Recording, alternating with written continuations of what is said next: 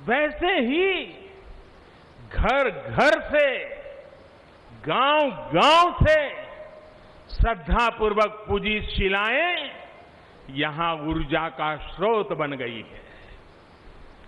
देश भर के धामों और मंदिरों से लाई गई मिट्टी और नदियों का पवित्र जल वहां के लोगों की, वहां की संस्कृति और वहां की भावनाएं आज यहां की एक अमोघ शक्ति बन गई है।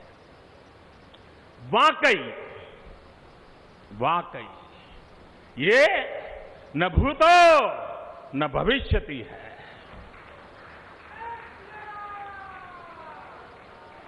भारत की आस्था, भारत के लोगों की सामूहिकता और इस सामूहिकता की अमोघ शक्ति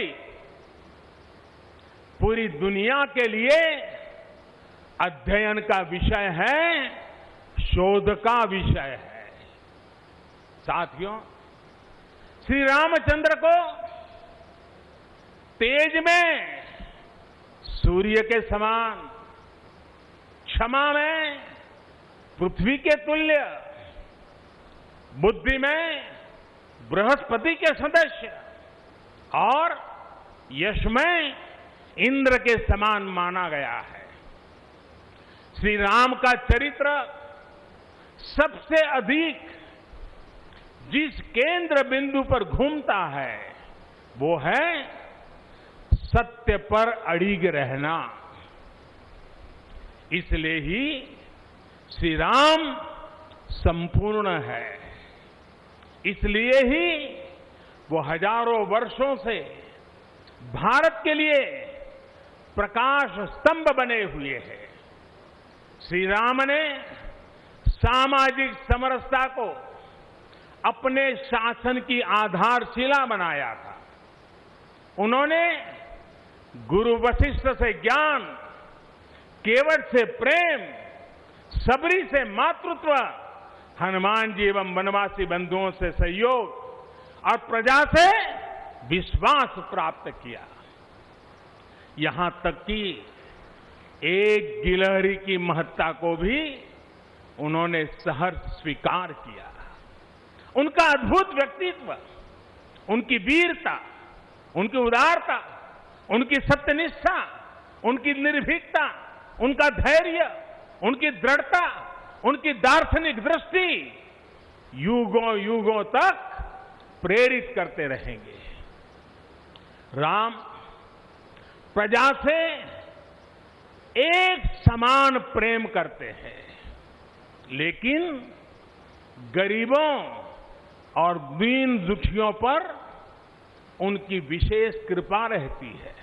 और इसीलिए तो माता सीता राम जी के लिए कहती हैं,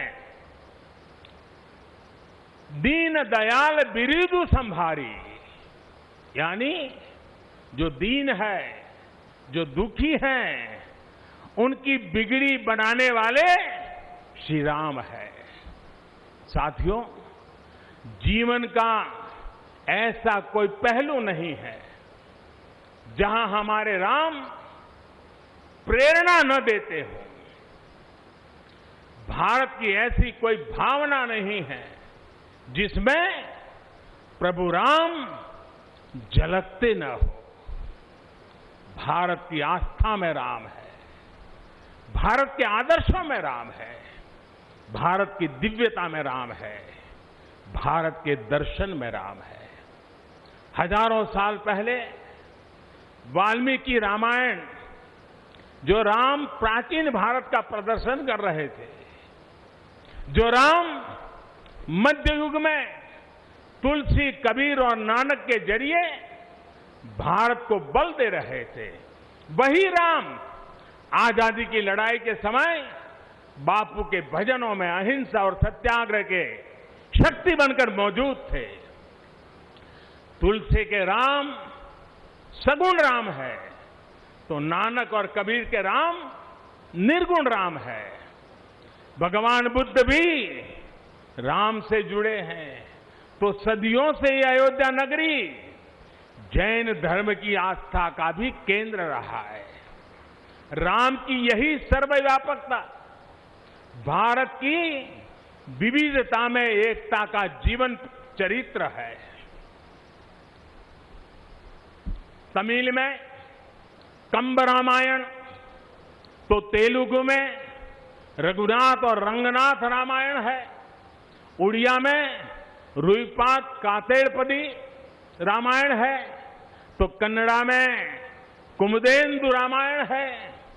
आप कश्मीर जाएंगे तो आपको रामावतार चरित मिलेगा, मलयालम में रामचरितम मिलेगी, बांग्ला में कृतिवास रामायण है, तो गुरु गोविंद सिंह जी ने तो खुद गोविंद रामायण लिखी है।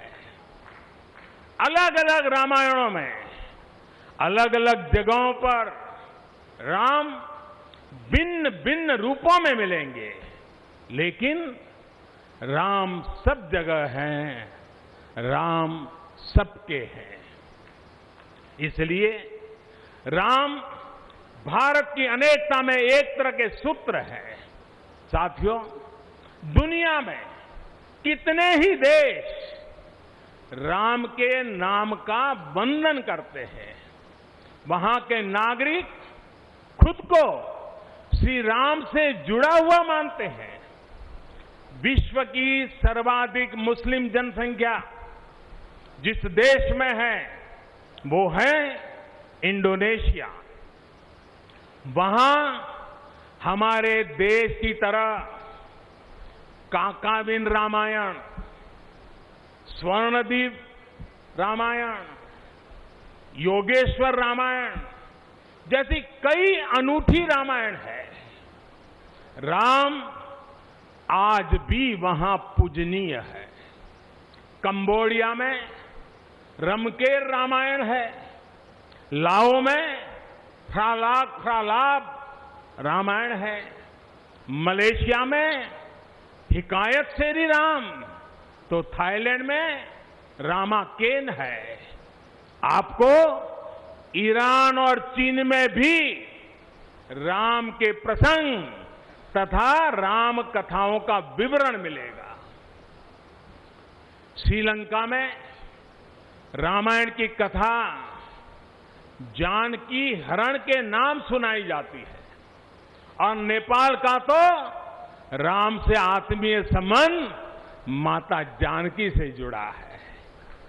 ऐसे ही दुनिया के और न जाने कितने देश हैं, कितने छोर हैं, जहां की आस्था में या अतीत में राम किसी न किसी रूप में रचे बसे हैं। आज भी भारत के बाहर दर्जनों ऐसे देश हैं जहां वहां की भाषा में राम कथा आज भी प्रचलित है। मुझे विश्वास है कि आज इन देशों में भी करोड़ों लोगों को राम मंदिर के निर्माण का काम शुरू होने से बहुत सुखद अनुभूति हो रही होगी। आखिरकार राम सबके हैं, राम सब में है। साथियों, मुझे विश्वास है कि श्री राम के नाम की तरह ही अयोध्या में बनने वाला भव्य राम मंदिर भारतीय संस्कृति की समृद्ध विरासत का द्योतक होगा। मुझे विश्वास है कि यहां निर्मित होने वाला राम मंदिर अनंत काल तक पूरी मानवता को प्रेरणा देगा। इसलिए हमें ये भी सुनिश्चित करना है कि भगवान श्री राम का संदेश, राम मंदिर का संदेश, हमारी हजारों सालों की परंपरा का संदेश कैसे पूरे विश्व तक निरंतर पहुंचे, कैसे हमारे ज्ञान, हमारी जीवन दृष्टि से विश्व परिचित हो, ये हमारी वर्तमान और हमारी भावी पीढ़ियों की विशेष जिम्मेदारी है। इसी को समझते हुए आज देश में भगवान राम के चरण जहां जहां पड़े वहां राम सर्किट का निर्माण किया जा रहा है। अयोध्या तो भगवान राम की अपनी नगरी है। अयोध्या की महिमा तो खुद प्रभु श्री राम ने कही है। जन्मभूमि मम पुरी सुहावनी। यहां राम कह रहे हैं मेरी जन्मभूमि अयोध्या अलौकिक शोभा की नगरी है। मुझे खुशी की आज प्रभु राम की जन्मभूमि की भव्यता दिव्यता बढ़ाने के लिए कई ऐतिहासिक काम हो रहे हैं।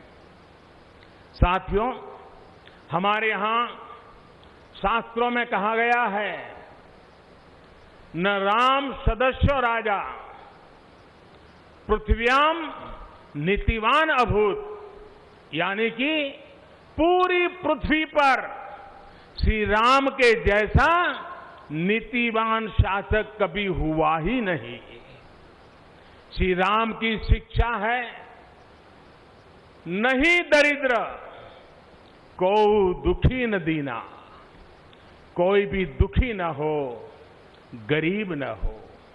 श्री राम का सामाजिक संदेश है पहुष्ट नर नारी कह समाज उत्सव शोभित।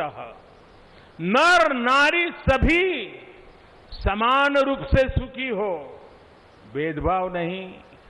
श्री राम का निर्देश है कच्चित ते दयती है सर्वे है कृषि गोरक्ष जीविना। किसान पशुपालक सभी हमेशा खुश रहे। श्री राम का आदेश है कश्चित वृद्धांच बालांच वैद्यान मुखान राघव त्रिभिहि ऐते बुभूषसे। बुजुर्गों की, बच्चों की, चिकित्सकों की सदैव रक्षा होनी चाहिए। ये कोरोना ने हमको बराबर सिखा दिया है। श्री राम का आह्वान है जो सभित आवास सरनाई रखी हूं ताही प्राण की नाई। जो शरण में आए उसकी रक्षा करना सभी का कर्तव्य है। श्री राम जी का ही ये संदेश है। श्री राम जी का भी कमिटमेंट है जननी जन्मभूमिश्च स्वर्गादपि गरीयसी। अपनी मातृभूमि स्वर्ग से भी बढ़कर होती है। और भाइयों बहनों, ये भी श्री राम की नीति है। और वो क्या है? भय बिनु होई न प्रीति। इसलिए हमारा देश जितना ताकतवर होगा उतनी ही प्रीति और शांति भी बनी रहेगी। राम की यही नीति, राम की यही रीति सदियों से भारत का मार्गदर्शन करती रही है। राष्ट्रपिता महात्मा गांधी ने इन्हीं सूत्रों, इन्हीं मंत्रों के आलोक में राम राज्य का सपना देखा था। राम का जीवन, उनका चरित्र ही गांधी जी के राम राज्य का रास्ता है। साथियों, स्वयं प्रभु श्री राम ने कहा है देश काल अवसर अनुआहारी बोले वचन विनित विचारी। अर्थात राम समय, स्थान और परिस्थितियों के हिसाब से बोलते हैं, सोचते हैं, करते भी है। राम हमें समय के साथ बढ़ना सिखाते हैं, समय के साथ चलना सिखाते हैं। राम परिवर्तन के पक्षगर है, राम आधुनिकता के पक्षगर है। उनकी इन्हीं प्रेरणाओं के साथ, श्री राम के आदर्शों के साथ भारत आज आगे बढ़ रहा है। साथियों, प्रभु श्री राम ने हमें कर्तव्य पालन की सीख दी है। अपने कर्तव्यों को कैसे निभाएं, इसकी सीख दी है। उन्होंने हमें विरोध से निकलकर बोध और शोध का मार्ग दिखाया है। हमें आपसी प्रेम और भाईचारे के जोड़ से राम मंदिर की इन शिलाओं को जोड़ना है। हमें ध्यान रखना है, जब जब मानवता ने राम को माना है, विकास हुआ है। जब जब हम भटके हैं, विनाश के रास्ते खुले हैं। हमें सभी की भावनाओं का ध्यान रखना है। हमें सबके साथ से, सबके विश्वास से सबका विकास करना है। अपने परिश्रम, अपनी संकल्प शक्ति से एक आत्मविश्वासी और आत्मनिर्भर भारत का निर्माण करना है। साथियों, तमिल रामायण में श्री राम कहते हैं, कालम तान इंड इनुम इरितु पोलाम। भाव ये कि अब देरी नहीं करनी है, अब हमें आगे बढ़ना है। आज भारत के लिए भी, हम सबके लिए भी भगवान राम का यही संदेश है। मुझे विश्वास है हम सब आगे बढ़ेंगे, देश आगे बढ़ेगा। भगवान राम का ये मंदिर युगों युगों तक मानवता को प्रेरणा देता रहेगा, मार्गदर्शन करता रहेगा। वैसे कोरोना की वजह से जिस तरह के हालात हैं, प्रभु राम का मर्यादा का मार्ग आज और अधिक आवश्यक है। वर्तमान की मर्यादा है 2 गज की दूरी, मास्क है जरूरी। मर्यादाओं का पालन करते हुए सभी देशवासियों को प्रभु राम, माता जानकी स्वस्थ रखें, सुखी रखें, यही प्रार्थना है।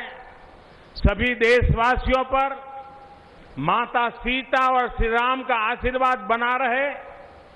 इन्हीं शुभकामनाओं के साथ सभी देशवासियों को एक बार फिर कोटि कोटि बधाइयां।